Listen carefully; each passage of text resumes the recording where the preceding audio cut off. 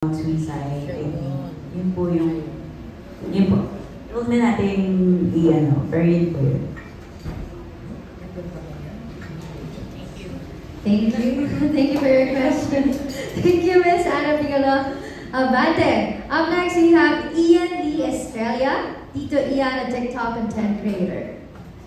Hi po. Congratulations po sa film. Start muna ako siguro kay Direk. Madaming horror films na kayong nilabas. I'm a fan of horror din. I'm just curious kung ano yung, or sino yung mga influences nyo when it comes to horror. Siguro yun, isa sa favorites ko na napanood ko ulit recently yung Cure ni Kiyoshi Kurosawa. Although like, siyempre, when making horror movies here, diba, may certain parameters, may certain audience pa rin na kailangan isipin. Pero yung mga ganun na, I guess, stylistically and thematically crafted na movie, mas gusto ko gumawa rin ng ganun. I also like, syempre, or at least na-appreciate ko na yung mastery nila, syempre nila James Wan sa crafting a jump scare or crafting, yung horror na mas relatable to a larger audience. Yung build-up niya ng tension and then suddenly may expectation ka and then dito pala yung scare. Yung ganun na nafa-fascinate ako, like studying yung mga ganun nila every movie that they make.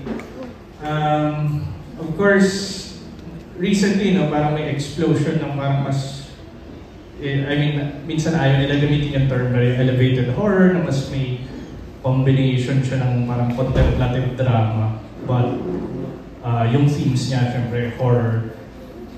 And then ngayon may parang bumabalik naman yung mas wild, mas may parang grindhouse midnight special, yung mga substance nga, diba? Mas shock and gore and may konting spectacle. And mas wini-wear nila yung genre in their sleeve, diba? Mas proud sila na commit to the horror basically rather than combine it with more drama. So may ganun, parang may return to form yung ganun na mas explosive, mas wild in a way. So yun, na-fascinate rin ako sa mga substance. Pero yeah, yung mga favorite ko talaga syempre yung Cure, Ring, actually mga Japanese. Gusto ko yung ang depressing, ang bleak ng tone. Ang tahimik, ang ganda ng mood. Gusto ko yung mood na yun. But yeah, I still like, syempre, mas conventional rin na horrors nila James Wan. Thank you. Yung last question ko is for Miss Heaven. Yeah. Kilala kayo sa mga rom-com. So, dito sa horror film na to, I know that this can be challenging para sa iyo kasi bago. Pero ano yung pinaka na-enjoy mo sa horror film? Hindi ko natatanong yung mga nahihirapan ka na part. Pero ano yung pinaka-enjoyable na parts of being in a horror film? For me, yung pinaka-enjoyable parts are actually when I'm with the cast. Pag sila yung mga kasing ko. Kasi, diba sobrang lucky ko to like work with veteran people. Alam mo yun, ang kagaling ng mga kasamahan ko po. So, tapos ang break pa po nila. So, yun yung something that I really do cherish.